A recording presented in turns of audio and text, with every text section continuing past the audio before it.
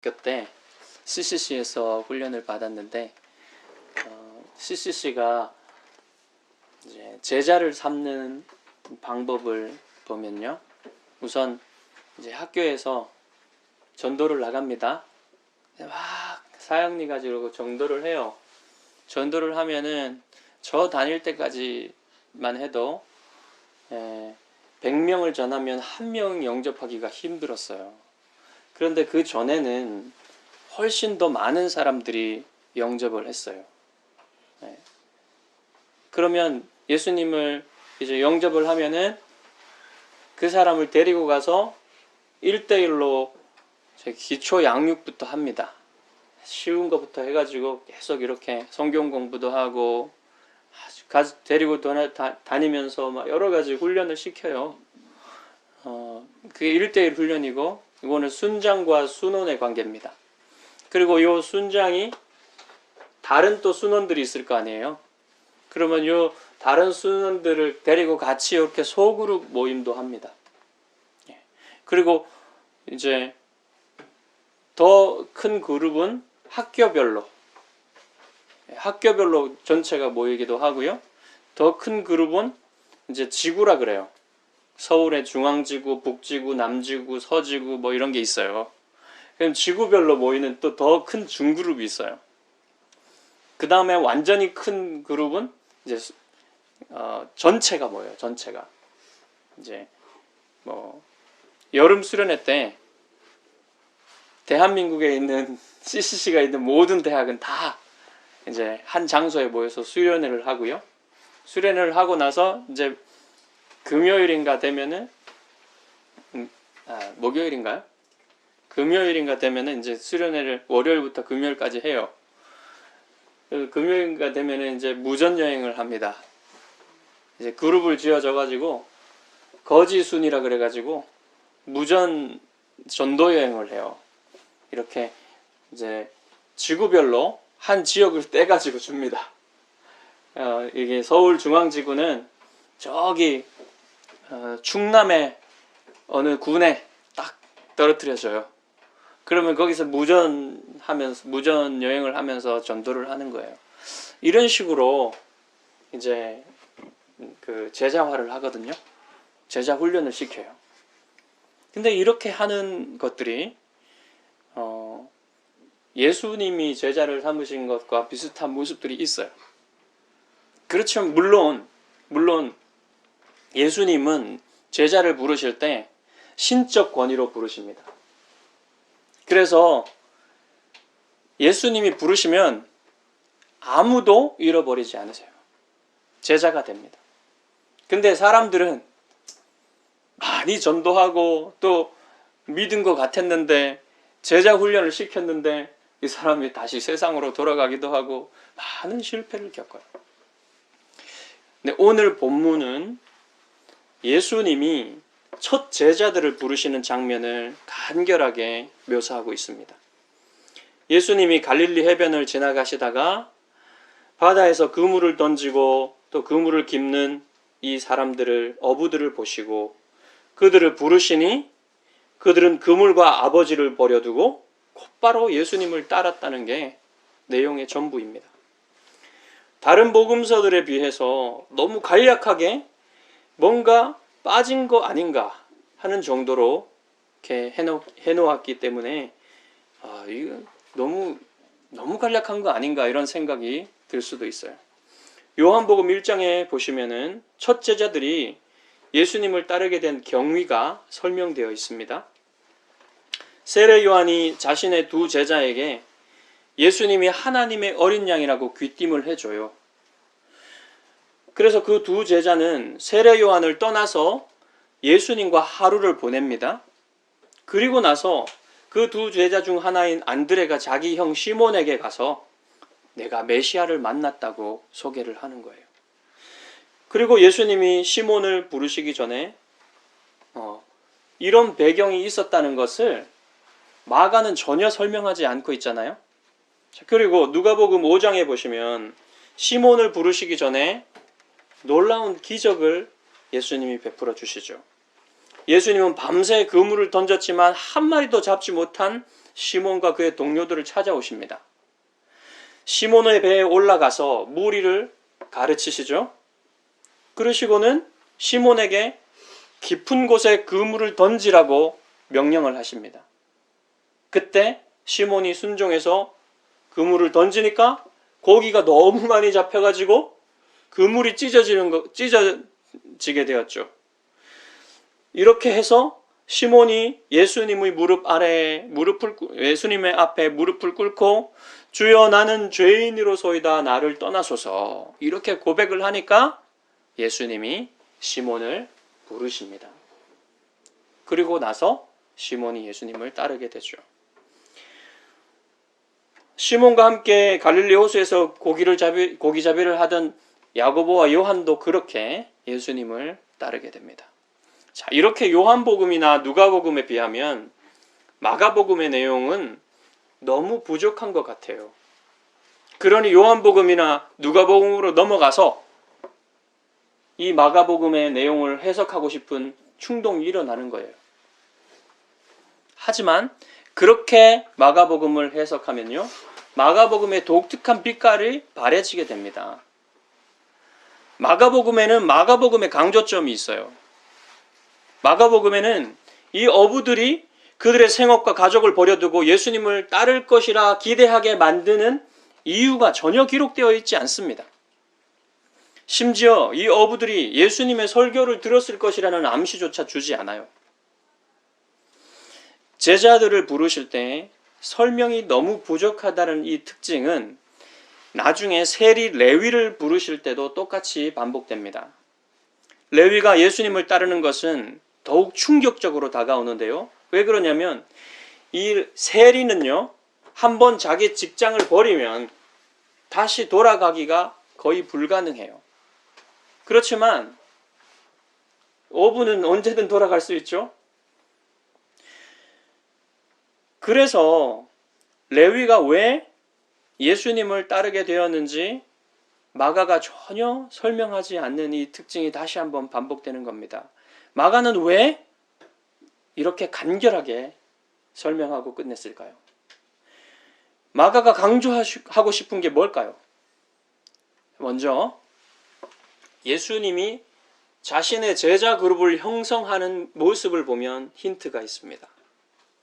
예수님이 당시의 랍비들과 예수님이 제자 그룹을 만드는 데는 차이가 있었어요. 예수님 당시의 랍비들은 결코 사람들에게 가서 내 제자가 되어라 이렇게 제자를 삼는 법이 없었습니다. 오히려 제자들이 유명한 랍비들을 찾아가서 저를 제자로 삼아 달라고 했던 거예요.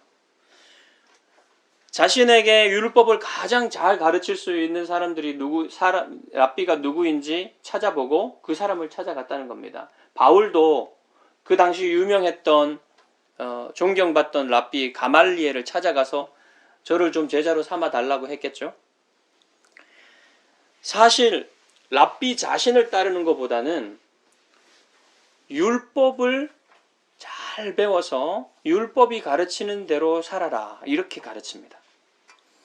그래서 랍비들도 나를 따르지 말고 율법을 잘 배워서 율법의 정신을 너희들의 삶에 구현해내라 이렇게 가르쳐요. 그래서 어떤 제자는 이 율법을 잘 배우면 스승보다도 나아질 수가 있습니다. 그리고 또 다른 랍비가 이 랍비보다 낮게 여겨지면 그 랍비한테도 갈 수 있어요. 오늘날 학생들도 어떻습니까? 여러 교수님들이 있잖아요. 교수님들 중에 내가 저분한테 배우고 싶다면 그 교수님이 일하시는 학교를 찾아서 가면 돼요. 대학원일 경우에. 특별한 경우를 제외하고는 교수가 제자들을 찾아 나서지는 않습니다. 하지만 예수님은 스스로 제자들을 선택하시고 그들을 부르시면 그들은 제자로 따르게 되는 거예요.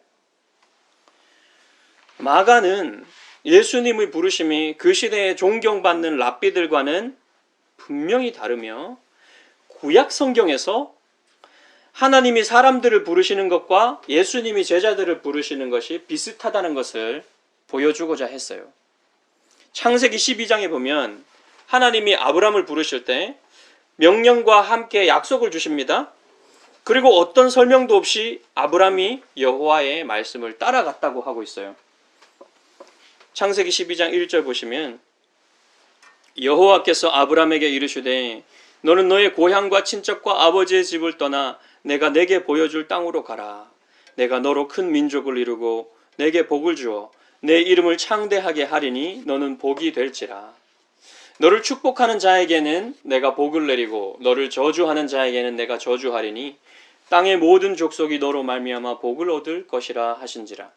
이에 아브라함이 여호와의 말씀을 따라갔고, 여기 보시면 너는 너의 고향과 친척과 아버지의 집을 떠나 내가 내게 보여줄 땅으로 가라, 이런 명령이 있어요. 그 다음에 내가 너로 큰 민족을 이루고 내게 복을 주어 라고 하시는 약속이 따라 나옵니다. 그리고 12장 4절에 보시면 이에 아브라함이 여호와의 말씀을 따라갔다고 하지요. 아브라함이 이전에 하나님을 경험한 적이 없습니다. 그렇지만 명령과 약속 외에는 다른 아무런 이유가 없는데도 불구하고 아브라함이 여호와의 말씀을 따라갔습니다. 예수님의 제자들도 마찬가지예요. 다른 복음서에는 예수님의 기적도 기록되어 있지만 제자들이 예수님을 즉각적으로 따르는 이유는 기적을 보았기 때문이 아닙니다. 예수님이 귀신을 내쫓으시고 병자를 고치시고 다니시자 수많은 군중들이 예수님을 따라다녔습니다. 오병이어의 기적을 베푸셨을 때는 심지어 사람들이 억지로 예수님을 왕을 삼으려고 했어요. 하지만 주님은 그들이 주님을 따른 것은 떡을 먹고 배부른 까닭이라고 말씀하셨습니다. 다시 말하면 예수님 자신 때문에 예수님을 따라온 것이 아니라 예수님을 통해서 세상에서 무언가 얻어보고자 하는 그들의 마음을 지적하신 것이죠. 그런데 제자들이 주님을 따른 것은 기적 때문이 아니라 예수님이 직접 그들을 부르셨기 때문입니다. 나를 따라오라 부르시는 권능의 말씀이 그들의 영혼의 귀에 들려질 때 그 말씀은 거부할 수 없는 능력으로 제자들의 마음을 사로잡았습니다. 예수님이 그들을 부르셨을 때 일주일, 아니 하루라도 더 생각해 보지 않았어요. 즉시 그들의 생업과 가족을 버려두고 예수님을 따라 나섰습니다. 마치 아브라함이 갈 바를 알지 못하고 하나님의 명령과 약속이 주어질 때 그대로 그 말씀을 따라 나선 것과 같습니다. 그들이 충동적으로 따라 나섰다고 생각할 수도 있어요. 그렇지만 이 제자들이 예수님을 따라서 다닌 기간이 얼마나 됩니까? 3년 반이나 한 번도 예수님을 떠나지 않고 계속해서 예수님을 따라다녔어요. 이게 충동적인 행동이라고 보기에는 너무나 기간이 깁니다. 그리고 일관적입니다. 주님의 기적을 보고 따른 무리들은 주님이 그들이 받아들이지 못할 말씀을 하시니까 곧 주님을 떠나고 말지요. 그런데 제자들은 예수님의 부활을 증거하기 위해서 죽는 데까지 나아갑니다. 저도 초자연적인 일들과 기적을 경험했는데 그 초자연적인 일들과 기적 때문에 제가 예수님을 따르는 게 아니에요. 주님께서 저를 불러주셨기 때문에 주님을 따르고 있는 것입니다. 주님이 부르시지 않았다면 주님을 따를 수도 없고 섬길 수도 없어요.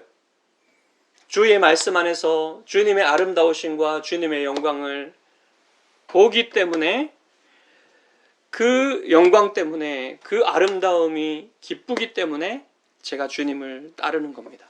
주님을 섬기는 겁니다. 근본적으로 이 기쁨이 없으면 주님을 섬길 수가 없어요. 여러분, 초자연적인 일들은요, 신천지에도 있어요. 다른 사이비 종교에도 이 초자연적인 일들, 기적들이 일어납니다. 불교에도 있고 힌두교에도 있어요. 하지만 그런 체험이 구원의 증거가 될 수가 없습니다. 오직 주님이 성령님을 통해서 생명의 씨앗을 영혼에 심으셔야만 되는 거예요. 그 생명의 씨앗이 싹이 나고 열매를 맺는 것을 통해서 구원의 증거가 드러납니다. 싹이 난다는 것은 회개와 믿음으로 하나님의 말씀에 반응한다는 거예요. 그리고 열매를 맺는다는 것은 예수님의 말씀이 전해질 때 그 말씀을 기쁨으로 순종한다는 겁니다. 이러한 증거들이 있을 때 구원받았다고 알 수 있는 거예요. 여러분이 예수님을 믿을 때 이것저것 계산해보고 따른 게 아닙니다. 주님의 제자가 된 게 아닙니다. 기독교에 이런저런 좋은 것들이 있으니까 기독교를 믿으면 좋겠다. 또 다른 종교하고 비교해보니까 기독교가 좀 낫네. 기독교를 믿으면 내가 성공할 수 있을 것 같아. 이런저런 계산해보고 따른 게 아닌 거예요. 예수님이 그분의 권능으로 여러분을 불러내셨기 때문에 예수님을 따르는 겁니다. 이것이 정말 중요한 차이입니다. 여러분이 하나님의 자녀가 된 것은 여러분의 결정이 아니라 먼저 하나님이 여러분을 택하여 주셨기 때문입니다.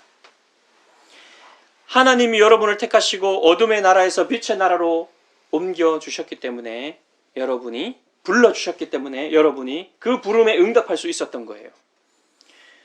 그리고 이것은 우리를 한없이 자유케 만드는 진리입니다. 여러분, 내가 하나님을 선택해서 구원을 받을 수 있다면 여러분, 이 선택은 언제든지 철회될 수 있는 거예요. 나로 내가 철회할 수도 있고 하나님이 철회할 수도 있는 겁니다. 그러나 여러분이 하나님이 여러분을 택하시고 여러분을 불러주셨다면 이것은 절대로 철회되는 게 아니에요. 이것은 절대로 철회될 수 없는 겁니다. 그러니까 이 진리가 여러분 얼마나 좋은 진리인지 몰라요. 이 얼마나 감사한 진리인지 몰라요. 저는 이 진리가 너무 좋습니다. 이 진리야말로 여러분 정말로 감사할 진리인 거예요. 전적으로 하나님의 은혜를 찬양하게 만드는 진리가 이 진리입니다. 여러분 16절과 19절에 보시면 예수님이 시몬과 안드레가 그물 던지는 것을 보시고 그리고 또한 야고보와 요한이 그물 깁는 것을 보시죠. 이 보셨다는 단어는 그냥 흘낏 보는 게 아니라 그 대상이 어떤 특성을 가지고 있는지 유심히 쳐다본다는 거예요. 그런데 예수님이 무엇을 보셨다고 합니까? 그물 던지는 것과 그물 깁는 것을 보셨다고 했죠. 여러분, 이 사실이 여러분 우리에게 무엇을 말해줍니까? 특별히 이 사람들이 어부라는 것과 어부의 일을 하고 있다는 것 외에 뭐 다른 거 말하는 거 있나요? 없어요. 그냥 다른 사람들보다 고기 잡는 기술이 뛰어나다거나 아니면 이 사람들이 더 지혜롭다거나 아주 부지런하다거나 이런 얘기를 했으면 좋겠는데 그런 얘기는 없고 그냥 그물을 던지고 그물을 깁고 있다 이런 얘기만 하는 겁니다. 예수님이 이 첫 제자들에게 무엇인가 특별한 자질을 보신 게 아니라는 거예요.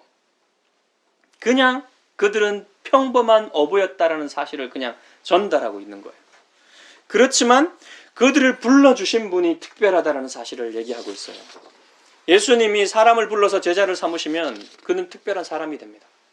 그냥 평범한 어부에서 사람 낚는 어부가 됩니다. 근본적인 변화가 일어납니다. 여러분이 예수님의 제자가 된 것은 여러분이 무언가 다른 사람보다 나은 게 있어서가 아니에요. 여러분과 저는 그저 평범한 사람들일 뿐입니다. 갈릴리의 어부들과 다른 면이 전혀 없어요. 모두 스스로의 힘으로 자기 자신도 어찌할 수 없는, 자기 자신의 죄마저도 어찌할 수 없는 죄인들일 뿐인 거예요. 예수님이 부르셨기 때문에 예수님의 제자가 된 것이지 여러분이 예수님을 스승으로 선택했기 때문에 여러분이 그리스도인이 된 게 아닙니다. 다른 모든 종교는 자신이 선택해서 입문할 수 있지만 기독교는 예수님의 제자가 되는 것은 예수님이 제자로 택하셔서 부르셔야만 될 수 있는 거예요. 그러므로 사랑하는 성도 여러분, 여러분이 예수님의 제자가 되고 여러분이 그리스도인이 되고 여러분이 하나님의 자녀가 된 것에 대해서 여러분 마음속에 교만이 싹틀 전혀 그런 자리가 없습니다. 예수님이 여러분이 예수님의 제자가 될 특별한 능력이나 자질이나 사랑스러운 무언가를 가졌기 때문에 여러분을 부르신 게 아니에요. 오직 영원하신 하나님 아버지께서 사랑 안에서 여러분을 택하시고 부르셨기 때문에 예수님의 제자가 될 수 있었다는 사실을 여러분 깊이 생각하시기 바랍니다. 16절에 보시면 예수님이 갈릴리 해변으로 지나가시다가 시몬과 안드레 형제 그리고 야고보와 요한 형제를 부르십니다. 그런데 이 지나가시다가 라는 말 또한 주님의 권능을 보여주는 말이에요. 지나가는 사람은 구약 성경에 여러분 지나가는 사람 생각나는 사람 있습니까? 엘리야 선지자가 생각납니다. 엘리야 선지자가 이 엘리사의 곁을 지나가면서 엘리사에게 겉옷을 던졌어요. 겉옷을 던진다는 것은 당시에 선지자가 자신의 후계자를 지목한다는 표현입니다. 하지만 구약 성경에 엘리야의 행동보다 더 이 지나가시다라는 표현과 비슷한 게 있어요. 모세의 곁을 지나가시는 여호와의 행동입니다.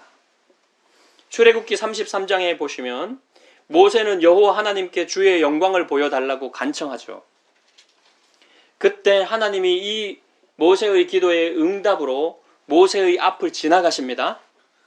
자, 출애굽기 34장 6절에 보시면 여호와께서 그의 앞으로 지나시며 선포하시되 여호와라 여호와라 자비롭고 은혜롭고 노하기를 더디하고 인자와 진실이 많은 하나님이라. 예수님이 이 지나가시는이라는 행동을 이 마가가 묘사하죠. 이 행동을 묘사할 때 무엇을 보여주고자 하냐면 예수님이 바로 이 모세의 앞을 지나가셨던 그 여호와와 동등한 분이시라는 사실을 말하고 있는 거예요. 엘리야가 엘리사를 불렀을 때는 엘리사가 부모님께 인사할 시간을 달라고 말했습니다. 그렇지만 예수님이 지나가시면서 제자들을 불렀을 때는 제자들이 즉각적으로 예수님을 따랐습니다. 그러니까 예수님은 엘리야보다 구약 성경의 가장 위대한 선지자였던 엘리야보다 훨씬 뛰어난 분이시라는 사실을 말하고 있는 것이죠. 시편 33편 9절 말씀은 하나님의 입에서 나오는 말씀의 권능을 찬양합니다.